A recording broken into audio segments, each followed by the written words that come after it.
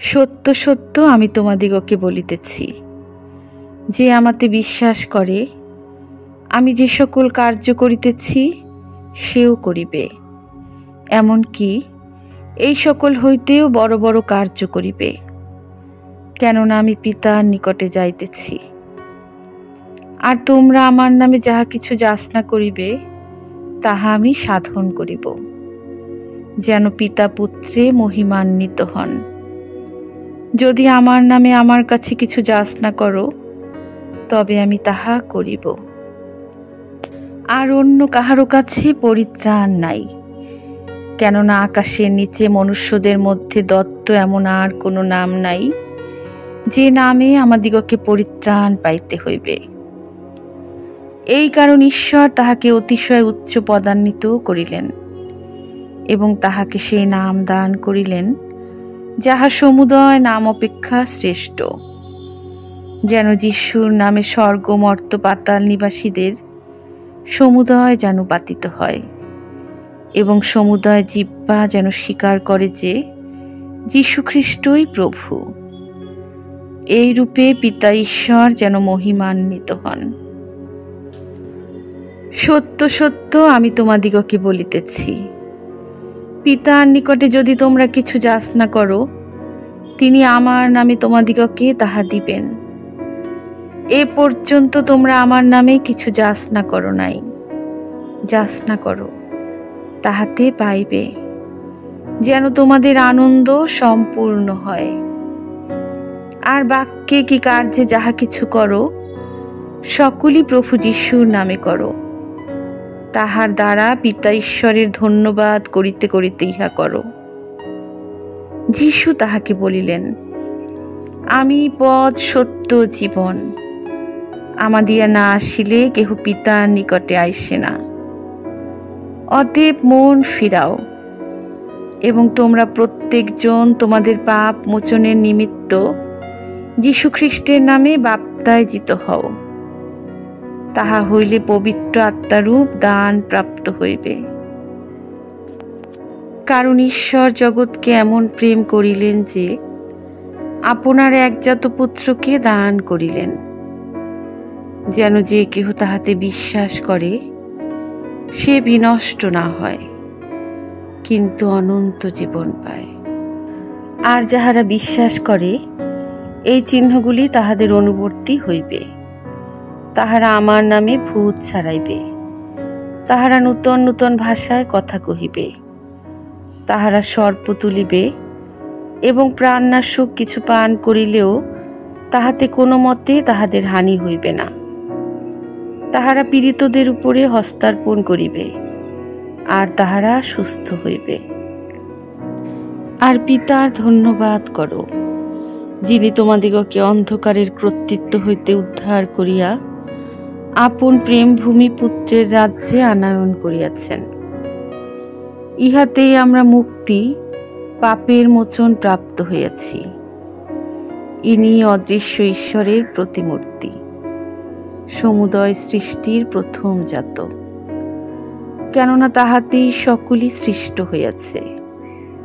স্বর্গীয় পৃথিবীতে দৃশ্য কি অদৃশ্য যে কিছু আছে, সিংহাসন হোক, কি প্রভুত্ব হোক, কি আধিপত্য হোক, কি কর্তৃত্ব হোক, সকলই তাহার দ্বারা ও তাহার নিমিত্ত সৃষ্ট হইয়াছে। আর তিনি সকলের অগ্রে আছেন ও তাহাতেই সকলের স্থিতি হইতেছে।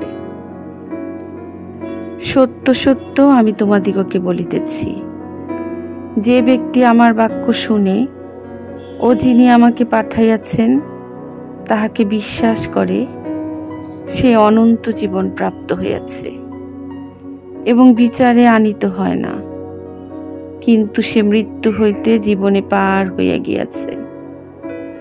সত্য সত্য আমি তোমাদিগকে বলিতেছি, এমন সময় আসিতেছে, বরং এখন উপস্থিত, যখন মৃতেরা ঈশ্বরের পুত্রের রব শুনিবে এবং যাহারা শুনিবে তাহারা জীবিত হইবে।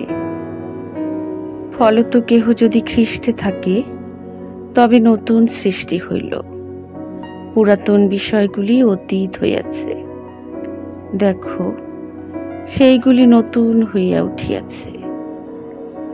কেননা পাপের বেতন মৃত্যু, কিন্তু ঈশ্বরের অনুগ্রহ দান আমাদের প্রভু যীশু খ্রিস্টেতে অনন্ত জীবন।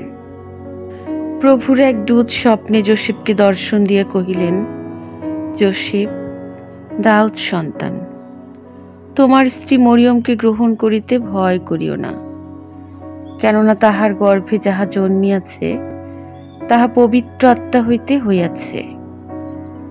আর তিনি পুত্র প্রসব করিবেন, এবং তুমি তাহার নাম যীশু, ত্রাণকর্তা রাখিবে, কারণ তিনি আপন প্রজাদিগকে তাহাদের পাপ হইতে ত্রাণ করিবেন।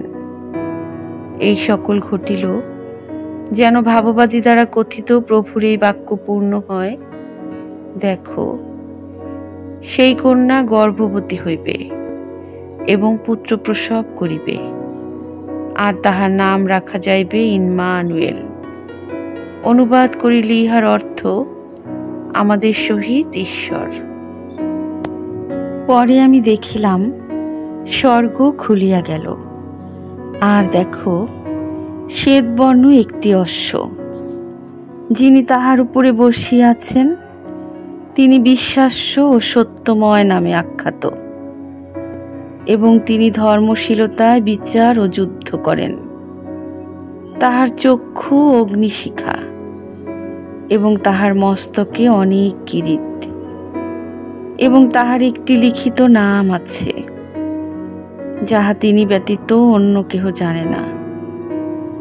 আর তিনি রক্তে ডুবানো বস্ত্র পরিহিত, এবং ঈশ্বরের বাক্য এই নামে আখ্যাত। আর স্বর্গস্থ সৈন্যগণ তাহার অনুগমন করে, তাহারা শুল্ক বর্ণ অশ্বে আরোহী, এবং শ্বেতসূচি মসৃণা বস্ত্র পরিহিত। আর তাহার মুখ হইতে এক তীক্ষ্ণ তরবারি নির্গত হয়, যেন তদ্বারা তিনি জাতিগণকে আঘাত করেন। আর তিনি লৌহদণ্ড দ্বারা তাহাদিগকে শাসন করিবেন, এবং তিনি সর্বশক্তিমান ঈশ্বরের প্রচণ্ড কোদরূপ মদিরাকুণ্ড দলন করেন। আর তাহার পরিচ্ছদে উরু দেশে এই নাম লেখা আছে, রাজাদের রাজা ও প্রভুদের প্রভু। একটি বালক আমাদের জন্য জন্মিয়াছেন, একটি পুত্র আমাদিগকে দত্ত হইয়াছে, আর তাহারই স্কন্ধের উপরে কর্তৃত্ব ভার থাকিবে, এবং তাহার নাম হইবে আশ্চর্যমন্ত্রী, বিক্রমশালী ঈশ্বর, সনাতন পিতা, শান্তিরাজ।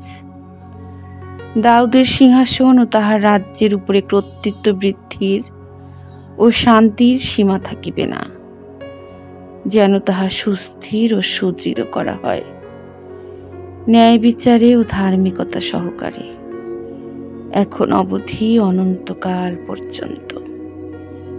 বাহিনীগণের সদাপ্রভুর উদ্যোগ ইহা সম্পন্ন করিবে। আমিন।